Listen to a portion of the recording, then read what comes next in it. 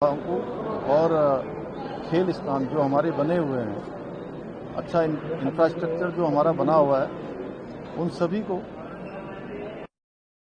प्रोत्साहन मिलेगा और इस प्रकार की प्रतियोगिताओं से हमारे स्थानीय खिलाड़ियों को भी राज्य के अंदर आगे बढ़ने के अवसर भी मिलते हैं और उनके अंदर एक प्रेरणा भी मिलती है।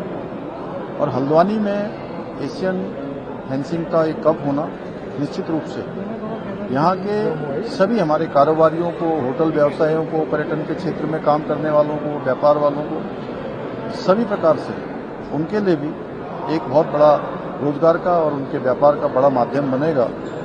हमारा प्रयास होगा कि आने वाले समय में यहाँ पर अन्य प्रतियोगिताएं भी यहाँ आयोजित हों। मैं श्री राजीव मेहता जी को, जो हमारे खेल फेंसिंग एसोसिएशन के महासचिव हैं, उनको इसके लिए मैं बहुत धन्यवाद करता हूं कि यहाँ पर उन्होंने प्रतियोगिताएं करवाई हैं। ये हमारा जो इंफ्रास्ट्रक्चर बना हुआ है, इसको जहाँ और सुधार की आवश्यकता है हम उसको सुधार करेंगे। यहाँ पर बिजली से संबंधित है, यहाँ पर साउंड से संबंधित है, उनसे सभी के लिए मैंने आज निर्देशित भी किया है।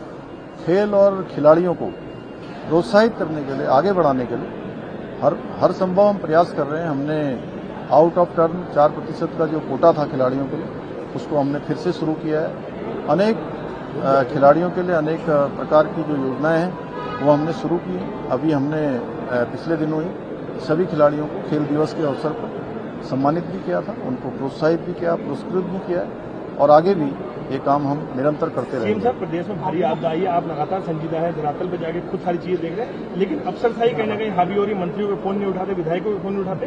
धरातल पर मंत्री जा रहे हैं लेकिन अधिकारी नहीं जा रहे हैं। एक मिनट, ग्राउंड पर आप जा रहे हैं, अधिकारी जब मैं राज्य का मुख्य सेवक हूँ, जब मैं जाऊंगा तो सभी जाएंगे। मैं जा रहा हूँ, आप देख रहे होंगे, और मुझे लगता है जो नहीं भी जा रहे हैं वो भी जाएंगे। लेकिन अधिकारी लापरवाही कर रहे हैं, क्या मैसेज आपका? कोई लापरवाही करेगा तो उसके खिलाफ उसका उत्तरदायित्व फिक्स किया जाएगा। और इस समय हम लोगों को, सब लोगों को जो आपदा पीड़ित हैं, आपदा से प्रभावित हैं, हमारा सबका प्रयास होना चाहिए, चाहे वो हमारे जनप्रतिनिधि हों, चाहे पक्ष विपक्ष के लोग हों, चाहे हमारा अधिकारी वर्ग हो, कर्मचारी वर्ग हो, या हमारा मीडिया का भी वर्ग हो, उनकी भी उत्तरदायित्व है। उनको भी जो है ऐसे समय में आपदा पीड़ितों को, आपदा प्रभावितों को किस प्रकार से मरहम लग सकता है, किस प्रकार से हम उनके जख्मों को भर सकते हैं, किस प्रकार से उनके साथ खड़े हो सकते हैं, क्योंकि उन्होंने अपने स्वजनों को खोया है, बड़ी पीड़ा उनको हुई है। उस पीड़ा में हम सब साथ खड़े हों, हमारे लिए, पूरे राज्य के लिए एक चुनौती है। ऐसी चुनौती के अवसर पर हम सारी चीजों को भूलकर सबसे पहले हमारा काम होना चाहिए कि हम उनकी मदद करें, उनकी सहायता करें। और आदरणीय प्रधानमंत्री जी का मैं धन्यवाद करता हूं कि उन्होंने हर आपदा में, और इस आपदा में भी हमको जो है बहुत सहयोग दिया है, बहुत हमारा उत्साहवर्धन भी किया है। कहीं न कहीं हमको हमारे सभी आपदा पीड़ितों से आकर भेंट भी की है, समीक्षा भी की है। 1200 करोड़ रुपए की तत्कालिक रूप से हमको सहायता भी दी है। मैं आदरणीय गृह मंत्री जी का भी धन्यवाद करता हूं कि कोई आपदा राज्य के अंदर आती है, किसी प्रकार का कोई भी हमारे सामने परेशानी होती है, तो हर संभव केंद्र की सरकार हमको सहायता करती है। धन्यवाद।